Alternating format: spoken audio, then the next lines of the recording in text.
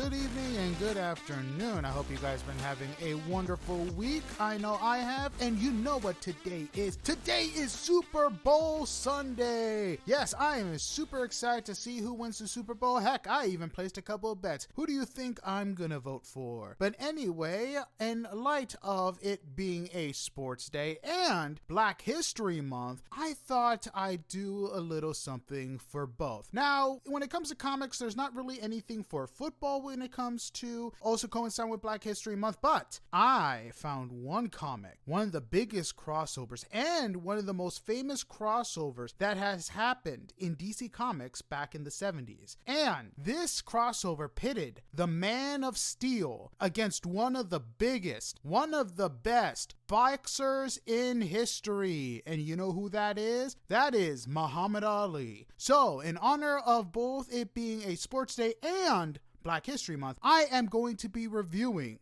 Superman versus Muhammad Ali. Now, this comic was released back in 1978 and had been gone through a few delays. Ironically enough, when it was released, Muhammad Ali was no longer the heavyweight champion. Ironically enough, after that, he won the title back. So, I mean, in 1978, he was still the heavyweight champion of the world. But anyway, one thing about this comic is that it's not a short comic. When it comes to these celebrity crossovers, they had done a few by 1978, but they had been fairly short. This one, on the other hand, was not. This crossover was 72 pages and it was a one-shot. So when it released, all 72 pages were released. There was no issue 1, there was no issue 2, issue 3, none of that. So everybody got what they paid for, which honestly 72 pages for a comic is not it's not really a bad deal. It's actually a really good deal. Especially now, I mean, shoot, you pay about $6, you get maybe 15, 20 pages. So back then with inflation, I got no idea. But one thing also was the fact that they told this story in a way that it made sense for Muhammad Ali to fight Superman on even footing. So with enough delay and talking about this comic, let's go ahead and jump into this fantastic comic. So the comic starts off with Lois, Clark, and Jimmy following a lead that Jimmy received in the ghetto part of Metropolis. I didn't even know there was a ghetto part of Metropolis, so learning new things already. Jimmy was told that Muhammad Ali was there, and the lead turned out to be right. They find Ali playing with basketball with some kids. They go up to him and ask him for an interview. Now, a fun fact,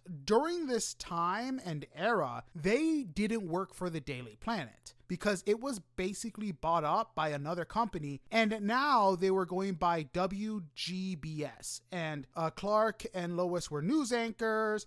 Jimmy was still their cameraman, but with a whole different camera, and they attempt to get an interview. Jimmy starts talking about, oh my God, I forgot the film. How could I have forgotten the film? When a portal appears and an alien comes through. Lois attempts to question the alien, but is pushed aside violently. This makes Ali get mad, and Ali punches the alien with a good left punch. The alien falls black, and Clark says he's going to alert the authorities. He goes, and of course he changes into Superman. He believes that the alien is not alone and is right. He flies above the earth and sees an entire armada above it. He quickly flies down, picks up the alien, who reveals himself to be, and I hope I'm pronouncing this right, Ratlar of the planet Scrub. Yeah, I got no idea what's with the names either. He states that he is a part of a warrior race and has come to pit the greatest warrior of Earth against the greatest warrior of Scrub for the fate of the planet. And if Earth refuses, then the Armada will destroy the Earth. To prove the point, he means business, he has one of the ships fire a missile at a island that has people. Superman flies above attempting to hit the missile, but they phase right through him. Superman realizes that he needs to have more mass to be able to affect the missile. So he basically spins, making our wind tornado, and is just barely able to redirect the missile. When the missile lands in the ocean and implodes, it creates a huge tsunami, and Superman uses his might to basically punch his hands together, making a sonic boom to stop the tsunami. Ratlar fires 2 additional missiles.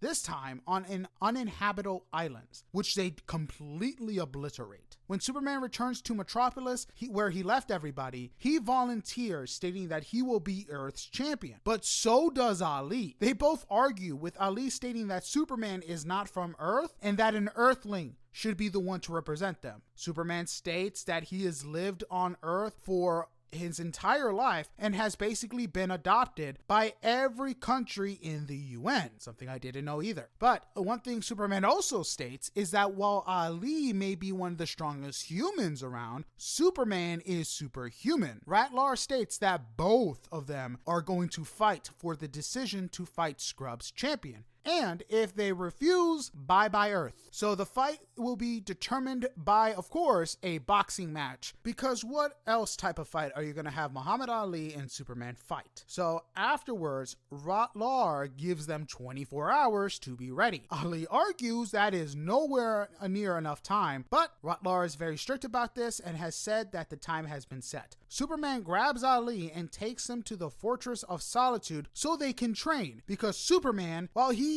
has fought people, he's not really a fighter. Now, I know in recent comics, he has learned some Kryptonian martial arts and some fighting styles from Batman, but this is 1978. None of that training he has. He's super strong, and that's his build-up. So he builds a boxing ring where it takes them to another dimension where, let me know if you heard this before, where time works differently. This boxing ring also radiates red sun energy, so he's as vulnerable as everybody else. And I guess how time works there, 24 hours will basically be 2 months. Now, I get it. I hear you guys in the background. You're going to say, wait a minute, DC stole the concept of the hyperbolic time chamber from Dragon Ball. I would like to point out that the Cell Saga didn't release until 1992, where the introduction was made of the hyperbolic timetable. So technically, it was Dragon Ball who stole the idea from DC. Yeah, I didn't realize that either. So Ratlar is made aware of the dimension by his fleet and sends the two robots to go get them, since in his mind, they have abused his generosity of 24 hours. Because of course, when you're told that the fate of the world and you have to make sure you're trained, you're a warrior, you only have 24 hours. Such a nice man. Meanwhile, Ali is teaching Superman everything he knows about boxing. I would like to point out that the comic does a really good job depicting the basics of boxing and how Ali's style is. Two robots appear. Ali distracts the robots long enough for Superman to turn off the red sun emitters. Superman destroys one of the robots, and the other points out before it being destroyed that Ratlar will still destroy the planet Earth if they do not arrive on his ship. So Superman puts Ali in an orb and flies him to Ratlar's ship, where they meet Scrub's champion, Hun-Ya, or Hun-Ya. Again, I got no idea what's with these names. Ali makes a couple of comments kind of making fun of Hun-Ya, which makes him angry. Superman tells him it's probably not a good idea to berate the dude, and Ali tells Superman that half the battle happens outside of the ring. When you try to get into someone's head, make them mad enough where they don't think about fighting, where they're just going in randomly throwing shots. It's also revealed that the fight will take place on Scrubs, where a red sun orbits the planet, so the fight can be fair, which honestly makes sense. Jimmy and Lois tag along, and Jimmy is named the announcer of the fight, which is being broadcasted across all of the galaxy. Lois points out that this is probably because they expect Earth to lose, and this will probably be more humiliating. Jimmy gives the fighters their introduction. Ali has people like Bundy Brown in his corner, his manager, and his trainer, and Superman has Perry White, where Perry's introduction is just Perry White, and Perry comments that he probably doesn't know, and I'm referring to Jimmy, that he was actually a Golden Gloves holder, which is kind of cool, learning more and more about lore of different characters. The fight then begins, and Superman and Ali fight. The fight is interesting as Ali makes short work of Superman, and he dodges a lot of Superman's attacks and counterpunches him. And in the second round, he is just wailing on Superman's face, beating him down, and Superman goes down in the second round. Medics go and take away Superman, which surprises Hun-Ya because he was told that Earth had no honor,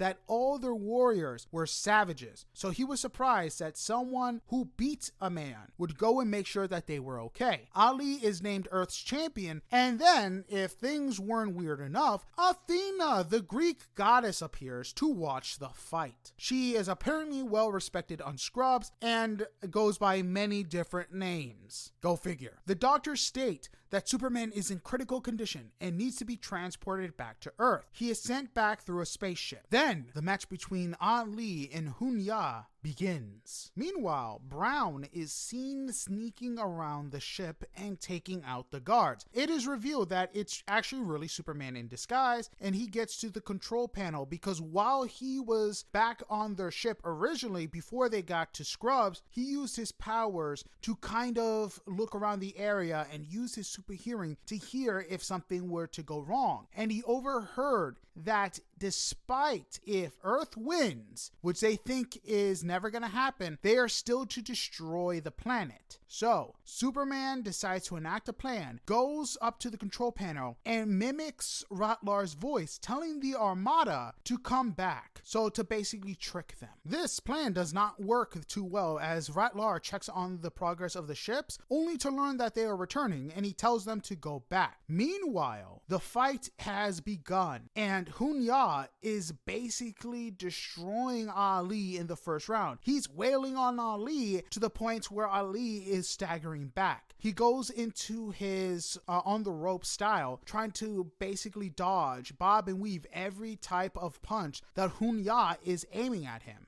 After receiving a few more punches, Ali turns the fight around and begins wailing on Hunya. Hunya is very surprised at this turnaround and is basically knocked back and has been punched out of the ring with one fell swoop. Ali is again happy because this was a very tough opponent. And Ratlar is angry and he states and yells once Ali says, "Okay, Earth is safe," he states that it doesn't matter that they won. They still have the ships and will destroy the Earth. Hunya gets up and Ratlar tells him to destroy Ali. Superman, overhearing this, goes and basically tries to take out the Armada, and he destroys all the ships after bobbing and weaving the ships himself and basically having them line up in a perfect row so he can run through them all. But this damages Superman to the point where he gets knocked out after destroying most of the ships. Now, back during the boxing match, they see that Superman is knocked out. Ratlar is happy because he's basically saying that they have another Armada and will get to destroy Earth while Superman is knocked out. Hunya, during this, destroys the orb that Ratlar is in, grabs him by his neck and tells him that he is a disgrace. Ratlar basically tells his guards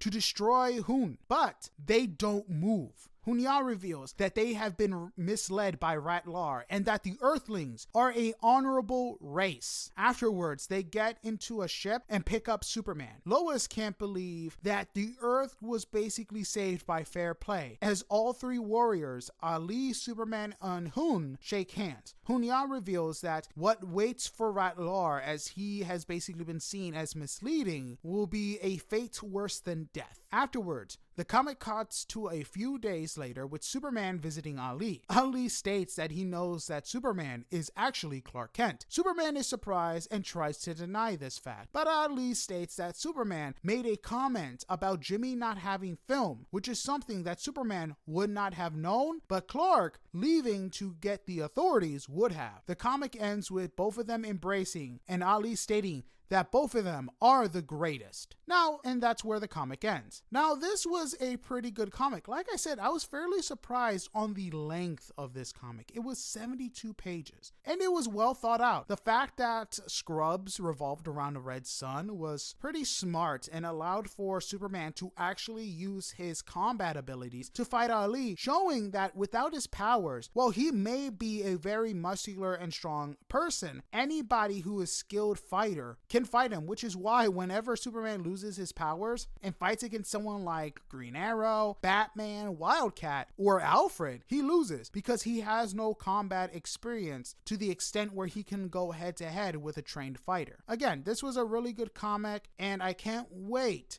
to see what other stuff they will have for any future crossovers with a celebrity. I wouldn't be surprised if they did Mike Tyson or did another boxing one. Honestly, I'm kind of surprised they haven't done a football one, because that would actually be kind of funny. But anyway, that's it for this week's episode. I hope you guys have a blessed one. Enjoy Super Bowl Sunday, and I'll see you guys next week.